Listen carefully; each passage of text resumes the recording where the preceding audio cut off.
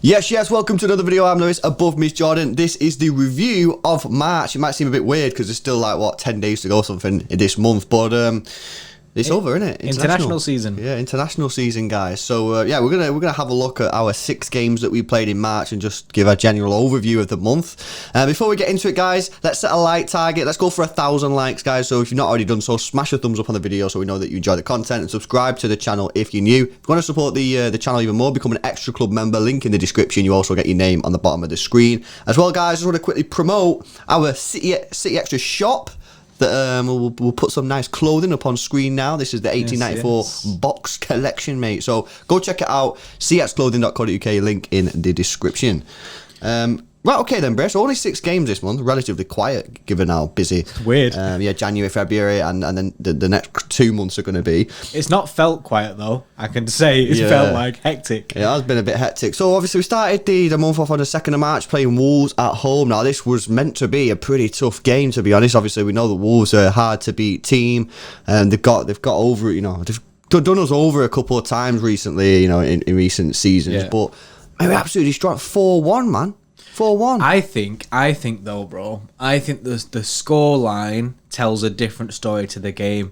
Because I remember rightly, I think in that game it was like we got an own goal, they scored. It was 1-1 until like, I don't know, the 85th minute or something like that. Yeah, we got 3 like quick time goals. It was like rapid 3 goals at the end, and it was like, what? I remember Gabby Jesus getting one, and I just think, because I think that was the one where everyone was slating Gabby, but he ended up with a 2 couple of goals. Yeah, it's like, that was prime Gabby, that. Yeah, but obviously it was, you know, we won 4-1, and yeah, to be fair, you know, the scoreline does flatter us a little bit, but still scored 4 past a really good Wolves team, and you know, some people may say, oh well, you know, he scored 3 in the last 10 minutes, but we still scored 4 goals against Wolves, so that is really good. And obviously Gabby Jesus getting 2 goals, which sort of eased the pressure on him. And yeah, I think we look back at that and go, wow, that was pretty decent. We move on then onto the derby, and it's we won't spend too long on this, but you know, guys, always happens in it. We play Ole Gunnar Solskjaer at home. They sit back and we get punished, man. We get punished. Yeah, the winning run came to an end on this day, which was a sad day. But you know what I mean, it is what it is. You can't win every game forever.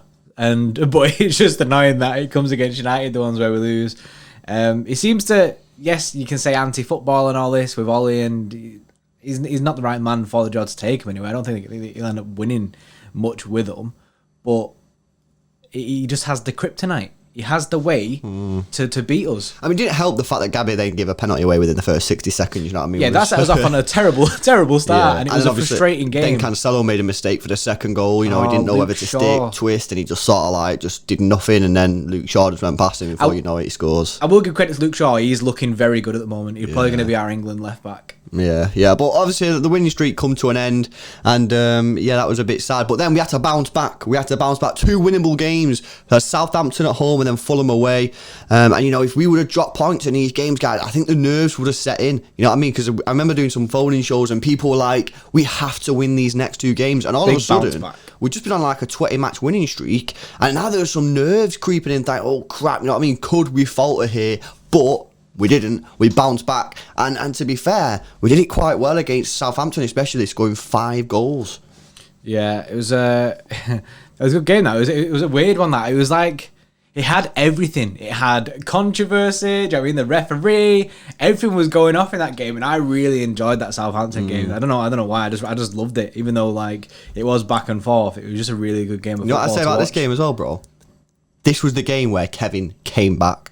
Because in the 2 games prior, I don't think he was a bit dodgy, you know, especially I remember Wolves, man, and he was giving the ball away quite a bit. Yeah. But this game, he scored 2 goals, and I just remember him being like, wow, you know what I mean, he's tearing it up here. Yeah, he looked like he was back on it, which was always good to see. So then after Southampton, bro, I would say the Fulham, which is the other winnable game, which you look at and say, these are the 2 bounce back games, get back in this, and the title's pretty much done again. Yeah. And we won 3-0, which is a pretty chill game. I thought there'd be more of it from Fulham. With the form they've been in, toasting, they've been smashing it. They've not conceded many goals. against like the big teams. I was surprised to see us win 3-0 in that game. Yeah, no shots on target as well for Fulham. But Tosin, he's looking a real promising player down at Fulham. Obviously, we've let him go now, £2 million. I don't know if there's any buyback or sell on. I don't think there is, given he only had 1 year left on his deal. But I'm proper buzzing for him. And and I think after Fulham, I think most people at that point have gone, I think the league's done. You know what I mean? There's 7 games left now, and it's like, I think settled the nerves a bit. Yeah, definitely. And then the final 2 games of the month, and these were probably the 2 most important matches of the month. We played Mönchengladbach. Now, we'd already played the first leg at the end of February. We were 2-0 up, and for me, in my opinion, I thought this game was a bit of a gimme. We were 2-0 up. We had 2 away goals. This team hadn't won in like 7 matches. For me, it was pretty easy, and I think the performance just sort of summed that up. You know what I mean? They didn't really create too much. They created 1 or 2 things, but we were dominating the game for most of it. Had a lot of the possession and get 2 goals and sealed our place in the quarterfinals of the Champions League. Bray. Yeah, it was a professional performance. I'd say it wasn't like, you know what I mean? It wasn't the most exciting football ever, but what you're going to expect when you're 2-0 up and they get against this side who don't really want it. You can tell they didn't really want it. Again, like Fulham, I expected more from them. I expected a lot more from them. I wanted them to come out like firing, you know what I mean? I wanted them to want to win the game, but you know what I mean? Didn't happen. Nah. And then, like you say, the last game of the month was one of the biggest and probably the hardest game of the month. The one that I was looking at thinking, I don't know if we're going to win this because this is a very, very difficult game, and that's Everton, which ended up winning 2-0 in the FA Cup quarterfinals.